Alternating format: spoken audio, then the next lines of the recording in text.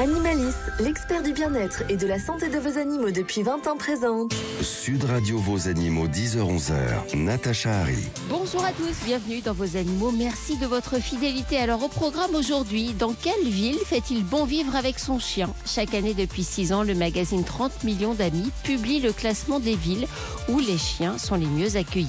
Pour la deuxième année consécutive, c'est la ville de Nice qui brille la première place. Katia Renard, rédactrice en chef du magazine 30 millions d'amis, est avec nous. Elle nous dira pourquoi. Et puis on parlera aussi des mauvais élèves de ce classement.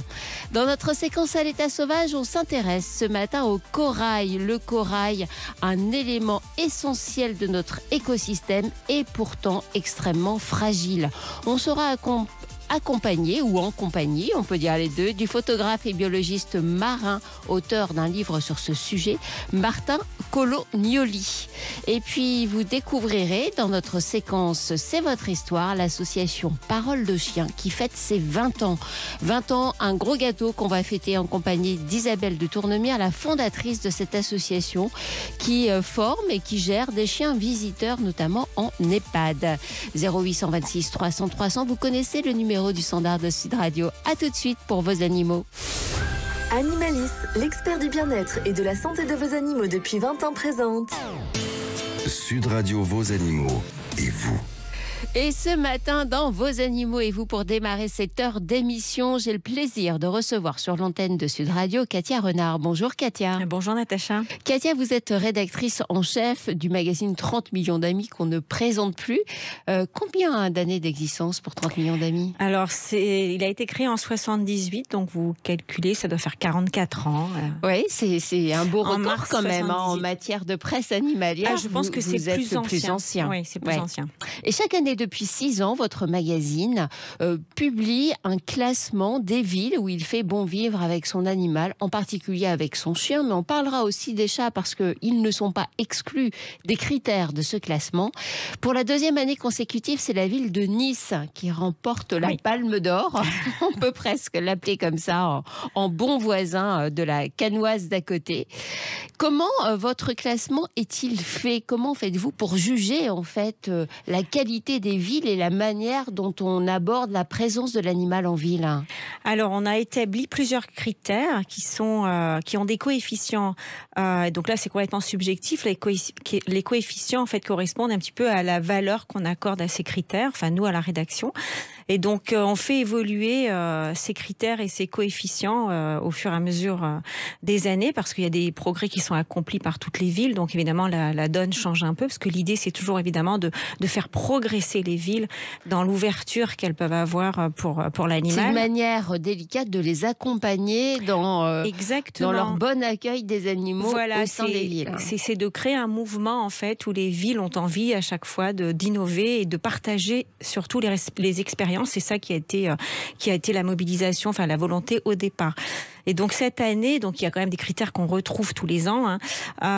C'est l'accessibilité à l'espace public, ça c'est la première des choses. Il faut que le chien soit accueilli dans l'espace public. Donc ce qu'on appelle l'espace public, ça va être les espaces verts, parce qu'il y a encore beaucoup de villes qui les interdisent aux chiens.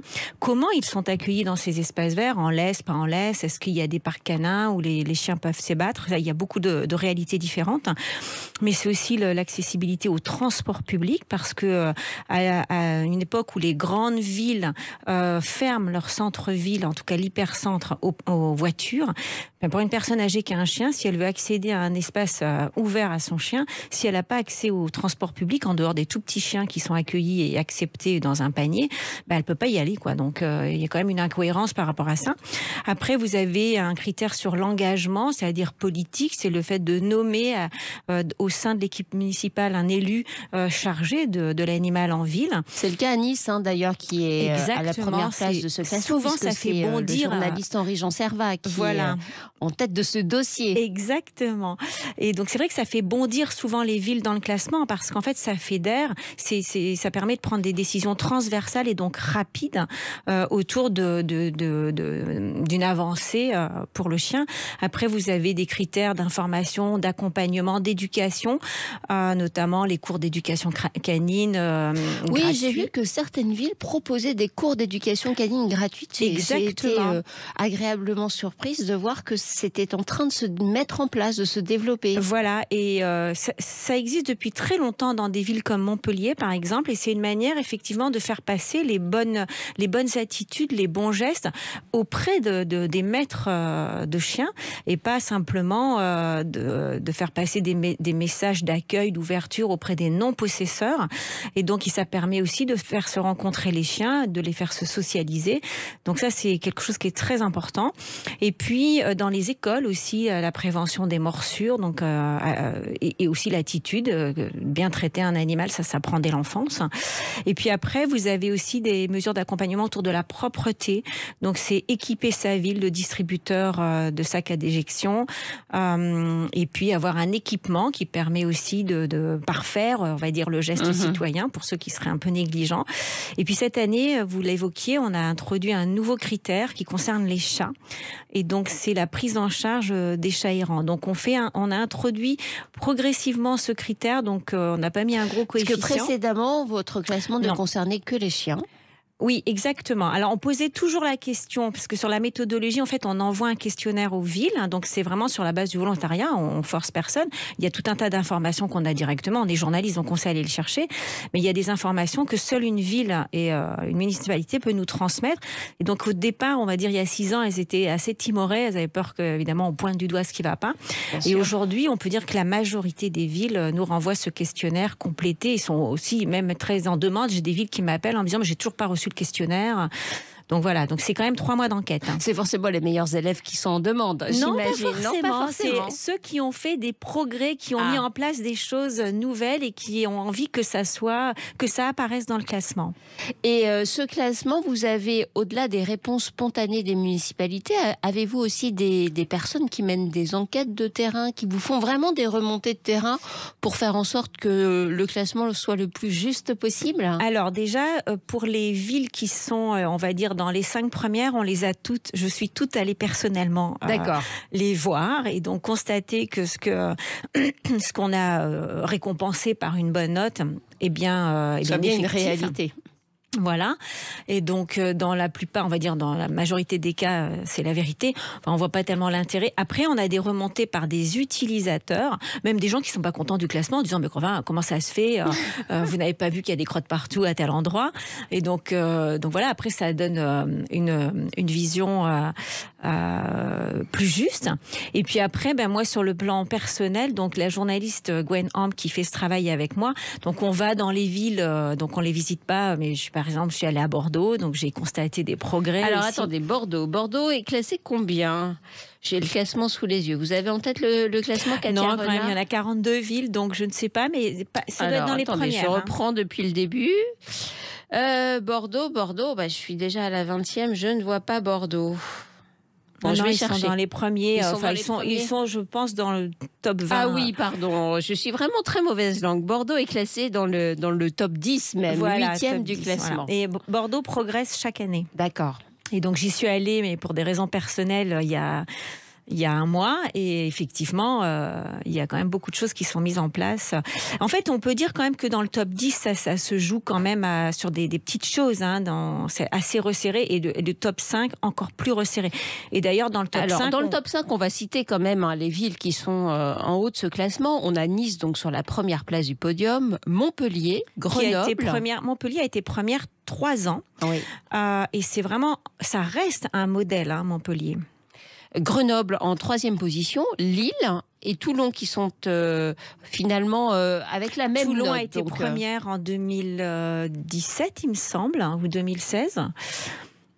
Donc c'est quand même, ça reste des villes... Qu'est-ce qui explique en fait que cette ville compte-t-elle de plus que les autres en fait dans leur...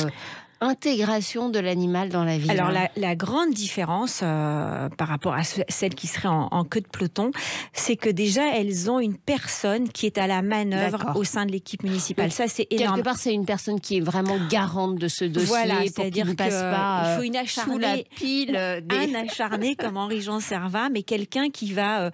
ce que dit d'ailleurs Henri-Jean Servat, que j'ai longuement interviewé, il n'a pas inventé plein de choses. Il y avait déjà beaucoup de choses à Nice qui étaient mises en place, parce que Nice a toujours tutoyé le podium au départ et donc on va dire grappiller des points, parce que ça se joue à quelques points à ce niveau-là. Mais en fait, il a été l'accélérateur de tout ce qui était pensé, mais qui pouvait être freiné justement parce que quand vous n'avez pas un responsable qui s'occupe de ça, il n'y a pas de transversalité. C'est-à-dire que pour la propreté, vous avez affaire à la fois, on va dire, au budget, parce que c'est un coût de mettre en place des distributeurs, mais à l'équipement, au service des achats, à l'espace, on va dire l'espace public, c'est-à-dire où on implante ces distributeurs. Donc en fait, il faut entre guillemets accorder plein de gens avant que la décision soit prise. Et s'il n'y a pas quelqu'un qui pilote ça, en disant bon allez, il faut accélérer, ça passe toujours après autre chose. Voilà, ça passe toujours après autre chose. D'accord. Donc on a bien compris aussi à vous écouter, Katia Renard. Je rappelle que vous êtes la rédactrice en chef du magazine 30 millions d'amis qui a publié ce classement des villes où il fait bon vivre avec son chien. On a bien compris que finalement il faut arriver à concilier plusieurs choses pour intégrer l'animal dans la ville. Il y a bien sûr les besoins des animaux et de leur maître. Il y a leur éducation qui est essentielle. C'est primordial. Et il y a l'acceptation par les autres usagers de la ville qui n'ont pas forcément d'animal et qui doivent accepter de partager ce domaine où il faut que tout le monde s'entende en bonne intelligence et dans le respect des uns des autres. C'est ça le plus compliqué. Oui, en fait, c'est le vivre ensemble. C'est tout bête, mais c'est ce qui s'appelle vivre ensemble et c'est pas toujours évident. C'est pas toujours évident. Et c'est pour ça qu'il faut absolument ce volet d'éducation et d'accompagnement, notamment donc l'accompagnement dans la propreté. Nous, on pense que c'est un critère indispensable, l'équipement de sacs à déjection, de distributeurs de sacs à déjection, même si c'est pas une obligation, mais toutes les villes qui le font voient que ça marche et que c'est il suffit pas de mettre des amendes aux gens, il faut aussi les aider à s'améliorer sur leur pratique. Vous pouvez pas avoir un simple volet répressif. Il faut que vous ayez un accompagnement d'abord pour justement dire vous avez les moyens, les outils nécessaires pour accomplir ce geste citoyen, respecter l'espace public. C'est exactement la même chose avec les plages où on accepte les chiens. Si vous ne respectez pas les autres usagers de la plage, eh bien, on vous interdit la plage. Vous parlez aussi beaucoup d'éducation. Donc, certaines municipalités offrent des cours gratuits aux propriétaires d'animaux. Ça se passe comment concrètement? Je sais pas, il y a un rendez-vous le samedi matin sur la place du marché. C'est quoi l'idée? Alors, c'est pas sur la place du marché. Alors, il y a plusieurs choses qui sont mises en place. Grenoble, par exemple, c'est assez exemplaire. Ils ont embauché une éducatrice canin à temps plein, donc elle est salariée par la ville. Elle est même comportementaliste félin, ce qui est unique, on l'a pas vu ailleurs. C'est-à-dire qu'elle donne des conseils, donc il faut l'appeler ou faire une demande, il faut s'inscrire sur le site de la mairie. Et donc soit elle vient chez vous, où elle vous donne un conseil personnalisé, soit elle organise des cours d'éducation collectif à Montpellier, par exemple. Ils se retrouvent au parc Mérique, donc 3 fois par semaine. C'est une éducatrice canine qui vient. Message passé auprès de nos auditeurs qui nous écoutent de Montpellier, le parc Mérique. Il y en a. À Nice, il y avait, c'était au centre, vous savez, c'est un centre municipal où il y a des activités le mercredi. Donc je ne connais pas très bien la ville de Nice, mais non, mais en fait, vous savez où les enfants viennent. Oui, et donc là, c'est ouvert un peu du mercredi. Peut-être que je me trompe, mais en tout cas, ce que j'avais vu, ça ressemblait à ça. Et donc, les enfants pouvaient venir avec leurs parents, avec leur animal. Et donc, l'idée, c'est effectivement de permettre à la personne qui a son animal d'être respectueuse des usages dans l'espace public. Et je dirais que c'est d'autant plus important cette année qu'avec les confinements, il y a eu une explosion des adoptions et de chiots notamment, qui n'ont pas été socialisés, qui ne sont pas sortis parce qu'il y avait interdiction de sortir, enfin bon bref. Et donc aujourd'hui, on se retrouve avec beaucoup de chiots qui ont des gros problèmes d'éducation et de comportement parce qu'ils n'ont pas bénéficié de ce processus d'éducation. Et on sait, enfin vous comme moi vous le savez, c'est une source d'abandon. Tombés aussi dans des mains de gens qui n'avaient pas l'habitude d'avoir un chien à la maison. Des primo-propriétaires, maîtres, et donc qui ne savent pas éduquer un chien. Et donc c'est essentiel. Et là, c'est vraiment une aide, un accompagnement toujours. Il ne faut jamais que la ville se substitue aux propriétaires, mais il faut quand même qu'elle accompagne le propriétaire. Alors, est-ce qu'il y a des endroits où il y a vraiment, vous sentez des freins notables à tous ces progrès qui vont quand même dans le sens un peu de l'évolution de notre société. Oui. Il faut quand même l'admettre. Parce qu'il y a des villes qui sont très, très, très, très loin dans le classement. Il y a les mauvais élèves aussi. Alors, nous, on n'aime pas dire des mauvais élèves au sens où... Mais c'est moi qui le dis. Non, voilà. Mais en fait, le but du Bon, déjà, du ils vous classement, ont répondu, mais... Voilà, le but du classement, c'est pas de pointer du doigt ce qui va pas. C'est de dire il y a des expériences qui fonctionnent et qu'elles soient répliquées. Après, au bout de 6 ans, c'est vrai qu'il y a des Quand villes... c'est toujours les mêmes, voilà, qui ne mettent pas en application forcément... ce qui fonctionne ailleurs. Alors, il y a des villes qui ne sont pas, entre guillemets, mauvais élèves, mais il y a des villes qui persistent dans des comportements qui ne les feront jamais progresser, donc elles progressent un petit peu. Je pense à Paris et à Marseille, qui sont les deux plus grandes villes. Développons, parce que c'est quand même des villes où il y a beaucoup de chiens. Et en plus, Paris, c'est vraiment à cause de Paris, ou grâce à Paris, que j'ai créé ce palmarès il y a 6 ans, parce que j'avais constaté que les 5 dernières années, enfin, les 5 années qui précédaient 2016, il y avait une fuite des chiens. Il y avait plus de 20% de chiens en moins dans la ville parisienne. Ça voulait dire qu'en fait, rien n'était fait pour que les chiens demeurent à Paris. Et enfin, je ne sais pas si vous vous souvenez, mais à l'époque, il y avait des canicides, des endroits où on pouvait faire pipi caca à son chien. Et en fait, quand il y a eu les Vélib, la première chose qu'on a supprimée, c'est les canicides. Donc, les seuls endroits où les chiens, sans les remplacer par autre chose, sans ouvrir les espaces verts. Et donc, tous les espaces verts étaient fermés. Les espaces verts sont fermés, alors, dans leur immense majorité. Voilà. Alors, il y a des efforts qui sont faits, mais je trouve que c'est toujours des efforts. Alors, je vais être dure parfois en disant un petit peu hypocrite, c'est-à-dire on ouvre les espaces verts, ok, donc on a ouvert les espaces verts il y a 2 ans, je crois, sauf que les chiens ne peuvent aller que dans les allées. Donc, c'est sûr que le chien, quand il va dans un espace vert, il a envie de marcher sur la pelouse. Voilà, et moi je suis allée par exemple voir l'espace vert qui est à côté de l'observatoire, où le chien effectivement c'est ouvert, ils ont changé le logo, donc les chiens sont admis en laisse dans les allées. Il y a notamment une petite butte où on pourrait fermer et dire voilà, on fait un espace canin là, ils peuvent courir. Et bien moi ce que j'ai constaté, c'est que tous les mètres sur le boulevard, il y a des allées, il y a des arbres, des contre-allées avec des arbres et donc de l'herbe au pied des arbres.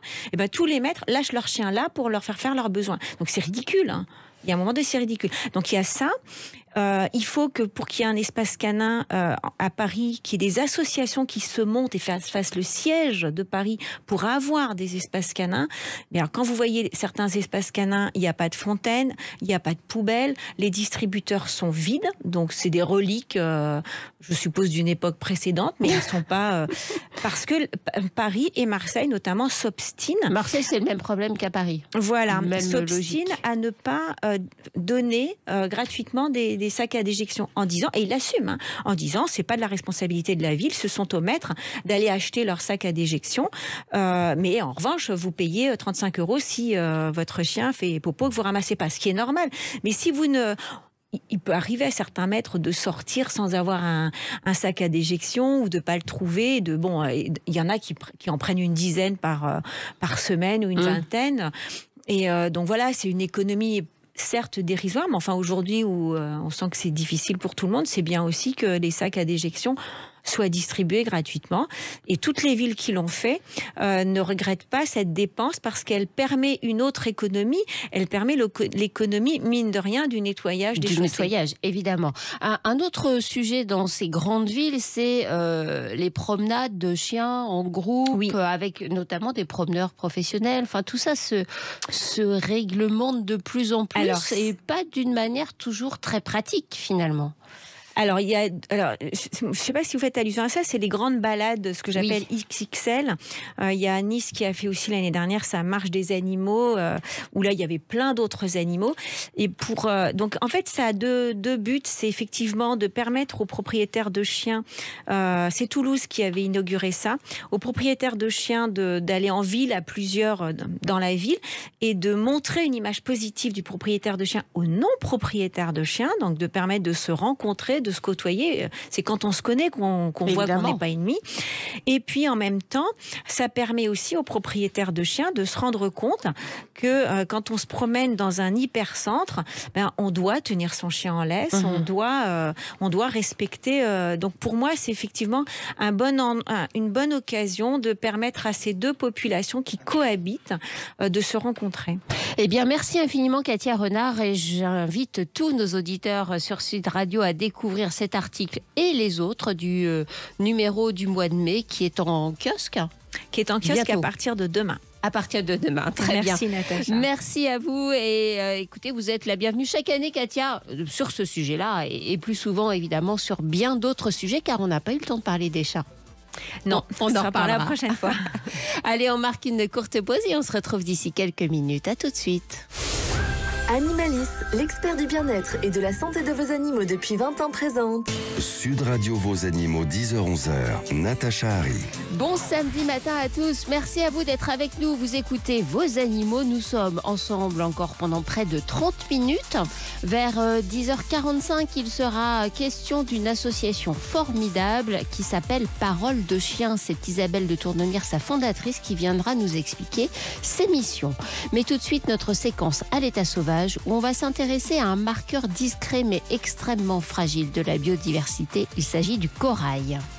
Sud Radio Vos Animaux, à l'état sauvage. Bonjour Martin Colognoli. Oui, bonjour Natacha. Merci Martin d'être avec nous ce matin. Martin, vous êtes photographe, vous êtes biologiste marin et vous venez d'éditer un magnifique ouvrage consacré au corail qui est aux éditions Emeria. Un ouvrage forcément richement documenté avec de très très nombreuses et magnifiques photographies où vous essayez de vous faire un peu le porte-parole de cet écosystème absolument essentiel.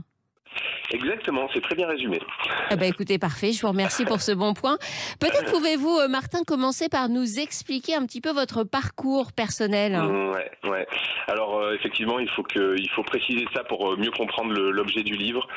Mais donc moi à la base, je suis passionné des milieux aquatiques en général, des milieux aquatiques d'eau douce ou d'eau de mer.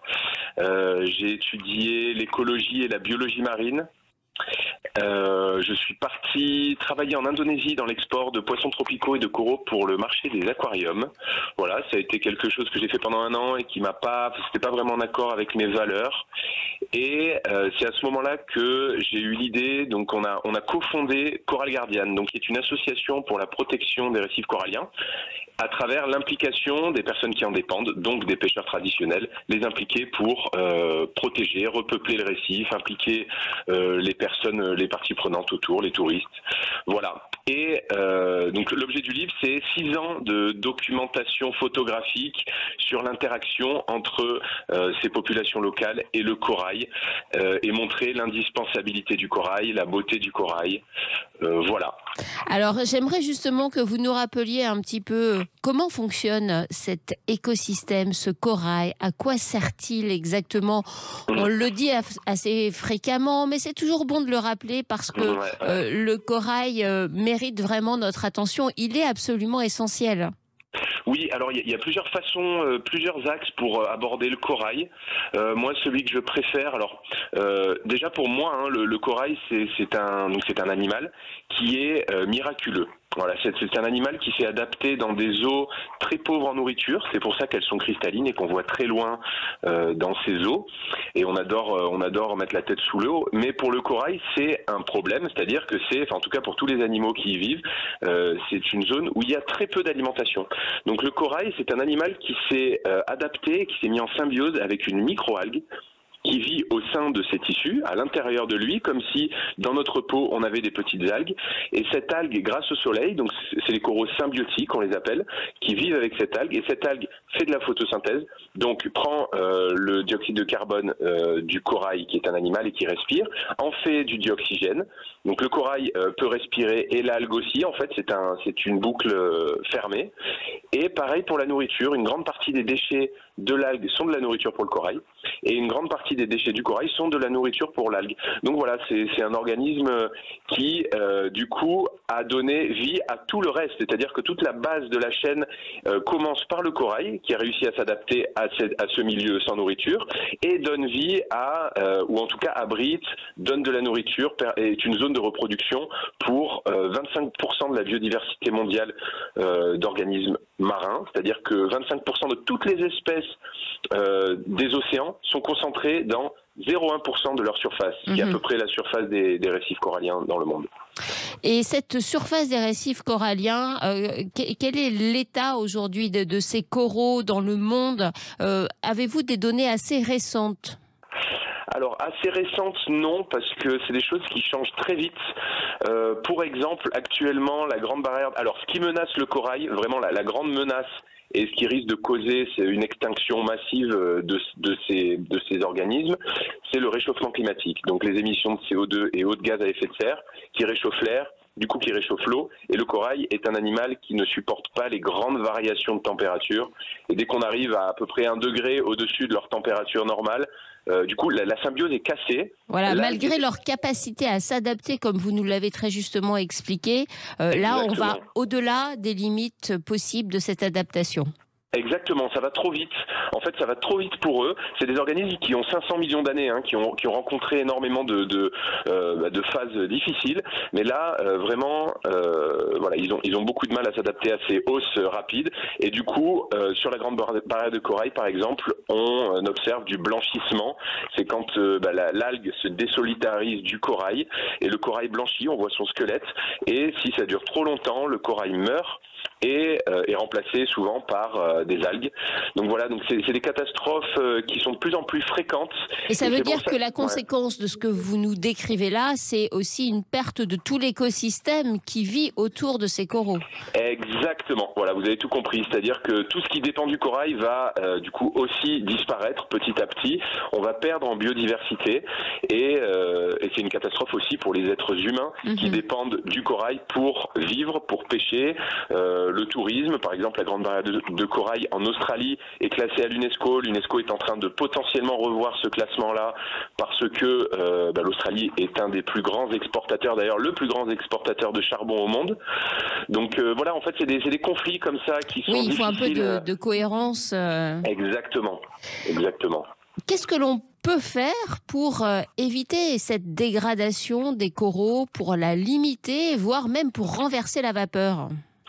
Alors, il y a 2 grandes problématiques, comme on en a parlé tout à l'heure. On a parlé de la grande problématique du réchauffement climatique qui est globale. Et là, on va devoir agir sur nos émissions de CO2. Donc, les réponses sont là. On sait ce qu'il faut faire. Par contre, c'est difficile à faire, c'est-à-dire voyager plus localement, consommer plus localement aussi, arrêter d'importer de choses de l'autre bout du monde.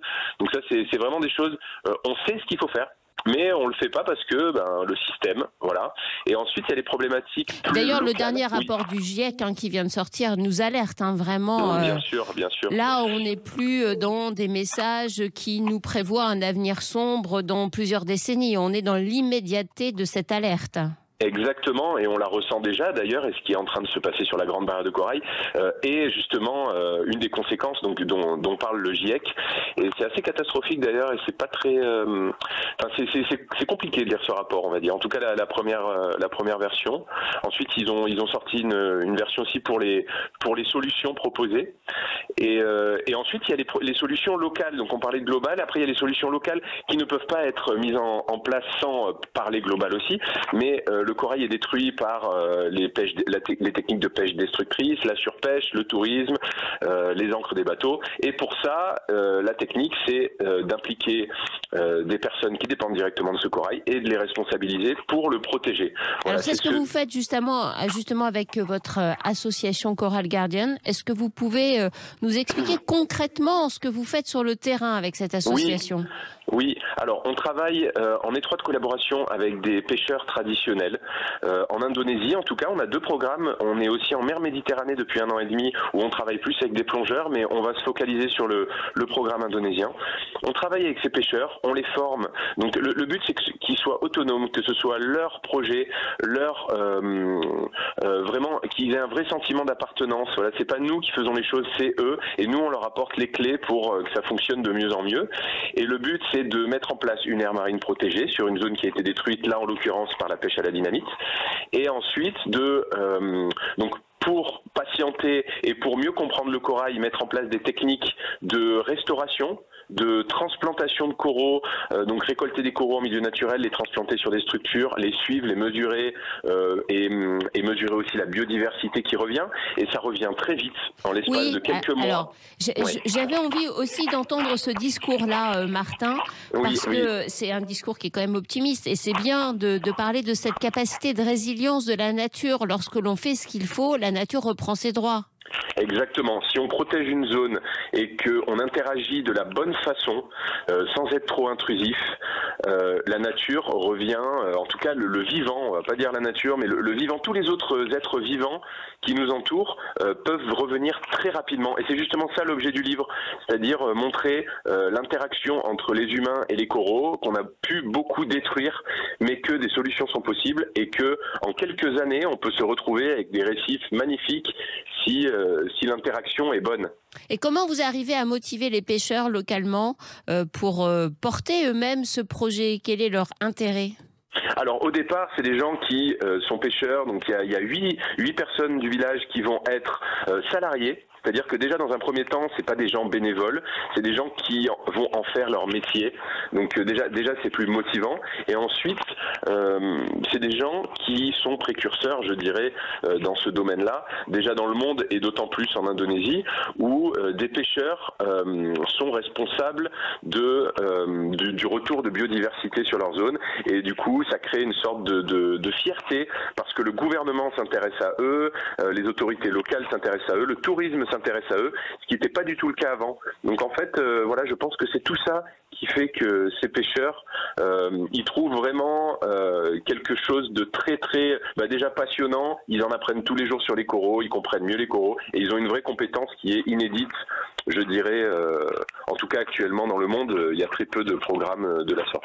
Un dernier mot assez rapide, Martin, s'il vous plaît, concernant la France, parce qu'on a parlé de l'Indonésie, mais sur notre territoire français, on est aussi directement concerné, y compris en métropole. Alors oui, la France est un des pays qui a le plus de récifs coralliens au monde, à travers les dom-toms et autres. Voilà, donc on a vraiment un rôle à jouer sur les récifs coralliens du monde. Et la deuxième chose, c'est que il faut savoir qu'il existe des coraux en mer Méditerranée. Alors c'est pas des récifs coralliens, c'est des fonds coralligènes, du corail qui pousse, mais qui a autant d'intérêt que le corail tropical et qui est menacé aussi par d'autres problématiques comme les filets de pêche dérivants qui s'accrochent sur ces coraux. C'est des coraux d'eau froide qui sont pas symbiotiques et qui ont un fort intérêt et on les trouve sur nos côtes méditerranéennes. Donc voilà, il faut savoir que le corail c'est pas juste quelque chose de tropical, on les trouve aussi dans les eaux très froides et qu'il y a une nécessité de le protéger. Merci infiniment Martin Colognoli, je rappelle le titre de votre ouvrage, c'est très simple à retenir, Corail tout simplement, et c'est aux éditions Emeria et vous avez également un site richement documenté où on retrouve l'ensemble de votre travail. Merci à vous Martin. Merci beaucoup Natacha, bonne journée. Merci, allez tout de suite c'est notre séquence Question Veto. Sud Radio Vos Animaux, Question Veto. Et c'est Anne-Cécile qui est avec nous. Bonjour Anne-Cécile. Bonjour, je suis ravie d'être avec vous. Eh bien, nous sommes ravis que vous soyez avec nous également. Vous nous appelez de Bordeaux, je crois. Je vous appelle de Bordeaux, tout à fait. Et vous aviez une question concernant votre chat, je vous écoute. Tout à fait. Alors, c'est une question concernant notre chat, mais c'est une question qui peut être élargie à tous nos animaux domestiques qui font partie intégrante de la famille. C'est vrai que nous, on a été confrontés à la maladie d'un chat qui était diabétique, fortement diabétique, et qui était insulino-résistant. Ça veut dire qu'aucun traitement ne marchait. Et donc, la question de la fin de vie, on se l'est posée tout au long des traitements qui étaient inefficaces, comme on se l'est posé dans notre famille d'humain à humain, si vous voulez. Et finalement, on s'est aperçu que c'était un sujet extrêmement délicat et qui n'était pas encore tout à fait ouvert dans les cliniques vétérinaires. Et c'est vrai qu'on s'est senti un peu seul et désemparé dans ce chemin. Aujourd'hui, notre chat n'est plus là. On a un autre chat. Il est parti. Il avait quel âge? Il avait 14 ans quand il est parti et il a été malade pendant 1 an et demi. Voilà, il a eu beaucoup de traitements, etc. Mais ma question veto, c'était comment faire pour faciliter ce sujet avec nos vétérinaires qui nous suivent tout au long de nos vies avec nos animaux. C'est une question effectivement cruciale qui dépend vraiment du rapport que vous avez noué avec le vétérinaire qui va suivre votre animal pendant toutes ces années. C'est une question qui est pas facile parce que on a cette capacité sur les animaux d'abréger leur souffrance. C'est une décision qui est difficile à prendre. D'où l'importance de la prendre en concertation avec le vétérinaire qui apporte son regard médical sur le sujet, qui est peut-être moins dans l'affectif qu'on peut l'être soi-même quand il s'agit de son propre animal. Et puis on a besoin d'être rassuré, on a besoin de conseils, on a besoin de comprendre quel est le bon moment. Donc ça, c'est vraiment une question relationnelle avec son vétérinaire. Et si c'est un sujet qui vous préoccupe pour le nouveau chat que vous avez, je crois que vous avez un nouveau chat, c'est bien ça ? Tout à fait, tout à fait. Si c'est un sujet qui vous préoccupe pour le nouveau chat, peut-être est-il important d'en parler dès à présent avec votre vétérinaire, alors qui va vous dire c'est pas le sujet du moment, il va très bien, mais sensibilisez-le, je vais y arriver, à cet aspect-là des choses, parce que ça fait partie de votre parcours personnel en tant que maître d'un chien, d'un chat, d'avoir eu ce vécu délicat. Donc il faut qu'il soit capable de l'entendre et de vous accompagner. Et si vous avez l'impression que vous n'avez pas cette écoute-là de votre part, essayez peut-être d'insister sur la nécessité pour vous d'obtenir cette écoute. Et si vous ne l'obtenez toujours pas, essayez de trouver quelqu'un d'autre qui vous apportera cette écoute qui est absolument nécessaire. Parce qu'on a cette capacité pour les animaux d'abréger leur souffrance quand on arrive vraiment au bout du bout. Mais c'est toujours difficile de trouver le bon moment, le moment où on se dit là, ça ne sert à rien, on est plus dans la souffrance que dans un petit espoir d'un moment qui pourra encore être vécu agréablement par l'animal. Et le vétérinaire est là, un peu comme juge de paix. Il doit vous orienter. Ça fait partie de son rôle, j'ai envie de vous dire. C'est vrai, et là on s'est retrouvé dans la situation où peut-être qu'on était un peu plus mature que nos vétérinaires, puisqu'on a eu plusieurs vétérinaires où on était un peu perdus. Donc on était peut-être un peu plus avancés sur le sujet que les vétérinaires Eh bien, je pense que vraiment, il faut pas hésiter à leur en parler. Ça fait partie pleinement du rôle du vétérinaire d'accompagner les gens dans cette situation. Voilà, Anne-Cécile, j'espère avoir répondu à votre question, qui est une question difficile. On pourrait d'ailleurs en débattre un jour dans cette émission, parce que c'est un vrai sujet. Je serais ravie. Eh bien, écoutez, vous serez la bienvenue encore sur l'antenne de Sud Radio. Voilà, la fin de vie de nos animaux, c'est aussi, ça fait aussi partie de leur vie. Évidemment. Merci à vous. Je vous souhaite un excellent week-end, Anne-Cécile. Allez, on marque à nouveau une courte pause et on se retrouve d'ici quelques minutes pour un anniversaire. Animalis, l'expert du bien-être et de la santé de vos animaux depuis 20 ans présente. Sud Radio, vos animaux, c'est votre histoire. Et dans C'est votre histoire, aujourd'hui, j'ai beaucoup de plaisir à recevoir Isabelle de Tournemire. Bonjour Isabelle. Bonjour Natacha. Vous êtes la fondatrice d'une association que j'aime beaucoup. On se connaît depuis de très nombreuses années. Votre association s'appelle Parole de Chien. On se connaît peut-être depuis 20 ans, quasiment. C'est aujourd'hui l'âge de votre association. Oui. Est-ce que vous pouvez nous expliquer ce que fait Parole de Chien ? Alors, Parole de Chien, c'est une association qui recrute des maîtres, monsieur et madame tout le monde, bénévoles, avec leurs chiens, pour réaliser des visites en hôpitaux et en EHPAD surtout. On est vraiment sur le volet de la personne âgée, voilà, avec le souci, l'objectif d'apporter un petit peu de réconfort avec notre chien. Alors, ce sont donc des chiens visiteurs, on peut les appeler comme ça ? Avec des personnes, vous le disiez, c'est important de le préciser, ce ne sont pas des éducateurs qui sont avec le chien, ce sont vraiment des gens lambda qui ont cette envie d'apporter à la personne âgée en EHPAD un peu de réconfort, un moment d'émotion. Ce sont toujours des moments extrêmement attachants, très forts émotionnellement, ces moments de rencontre, la personne âgée partage quelque chose avec l'animal qui vient lui rendre visite. Oui, absolument. Surtout que l'idée, c'est vraiment pas de faire un petit tour et on s'en va. C'est de créer une relation. À chaque fois qu'un bénévole va en EHPAD, il visite les mêmes personnes. Il retrouve des personnes, donc un lien très fort va se tisser, d'abord avec le chien et ensuite par extension avec son maître. C'est un rendez-vous attendu. Très très attendu. Quel regard vous portez justement sur la situation des personnes en EHPAD? On en a beaucoup parlé ces dernières semaines dans l'actualité, avec des situations décrites qui nous montrent une situation absolument dramatique. Vous voyez cette souffrance-là? Depuis 20 ans, oui. Oui, on le voit depuis 20 ans. On voit les effectifs s'amenuiser dans les EHPAD. Et donc des gens qui sont au bout du rouleau et qui nous disent j'en peux plus, je fais mal mon travail. Voilà. Donc votre présence est importante, on nous le dit. Vous avez le temps d'un moment de toucher. Les personnes âgées ne sont touchées que très peu pour des toilettes. Donc il y a ce moment du toucher, de pouvoir toucher, de recevoir un toucher. C'est fondamental, on en a tous besoin. Et en fin de vie, plus que tout, j'ai envie de dire. Évidemment.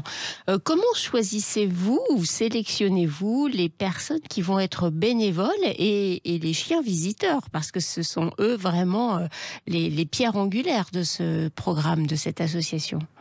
Les deux sont importants. C'est un casting un petit peu compliqué parce qu'on va demander à ce chien, qui est le chien de monsieur et madame tout le monde, d'avoir des aptitudes. On ne va pas le former, lui. D'accord. On va le prendre tel qu'il est. Donc nos exigences vont être que ce chien soit extrêmement sociable, qu'il adore les papouilles, qu'il aime aller au contact des gens, qu'il soit très équilibré sur le plan émotionnel. On ne peut pas avoir de chien craintif, on ne peut pas avoir de chien foufou. Voilà, c'est toute l'ambiguïté. Et puis un petit peu d'éducation, parce qu'on a remarqué qu'un chien qui n'est pas du tout éduqué, il est en vrac et dans une chambre, ça va poser un petit peu problème. Ça fait 20 ans donc que vous faites cela. J'imagine que la perception des établissements qui vous accueillent a largement évolué. Au début, ça a dû être assez difficile d'introduire des animaux, des chiens dans un lieu qui était considéré comme inaccessible aux animaux. Oui, surtout que moi j'ai démarré avec un gros golden dans un grand hôpital gériatrique de Paris, et c'est vrai que les soignants m'ont vraiment regardé d'un sale œil, surtout que je débarquais en fin de matinée, ils étaient en train de faire le ménage, les toilettes et tout ça, ça a été difficile. Et puis le chien a eu la bonne idée, si je puis dire, de passer sous une voiture et d'être immobilisé 2 mois. Et je suis passée à l'hôpital, et là, les soignants m'ont sauté dessus en disant il faut que vous reveniez avec le chien, parce qu'il manque énormément aux personnes... aux résidents, aux patients. Et j'ai pu aller le vérifier dans les chambres. J'avais pas mon chien et on me disait quand est-ce qu'il revient? Nous, on l'attend, on en a besoin. On prie pour qu'il se rétablisse bien. Ça a été un moment très fort. Qu'est-ce qui vous a donné envie de vous lancer dans cette aventure incroyable? Parce que c'est une association, vous êtes bénévole, vous mettez tout votre cœur et toute votre énergie dans cette mission depuis 20 ans. Alors, je ne suis pas bénévole, j'ai une part de bénévolat avec mon chien. Je vais faire mais je dirige l'association. Mais en revanche, je recrute des personnes formidables qui donnent de leur temps et donnent de leur chien. Ça, c'est super. Mais quand vous avez démarré, vous l'avez fait au départ pendant 3 ans, oui. Pourquoi vous avez lancé cette aventure? Alors, je l'ai lancé... Parce que c'est une histoire personnelle, c'est toujours des histoires personnelles. Pour les associations, c'est vraiment ça, quoi. Moi, le chien a été... je dis tout le temps que les chiens ont été mes premiers psys, parce que j'étais dans un contexte familial compliqué, douloureux. Et donc, j'ai trouvé des chiens pour me consoler. Voilà, c'est vraiment ça. Ça a été très important. Après, les psys ont pris le relais à 30 ans, mais jusqu'à 30 ans, il m'a fallu des chiens. Donc voilà, j'ai eu un parcours normal en entreprise, mais à un moment, j'ai tout arrêté. La question du chien est revenue très fort. Je me suis dit, si ça m'a fait du bien à moi, ça peut peut-être en faire à d'autres. Évidemment, vous ne regrettez rien de ce parcours? Rien du tout, même si c'est pas l'autoroute. Mais... Aujourd'hui, vous avez combien de chiens visiteurs au sein de Parole de Chien? Alors, on remonte une pente difficile parce que avant le Covid, on était 18. Déjà, j'avais constaté une petite baisse des effectifs. Mais alors, le Covid nous a laminé.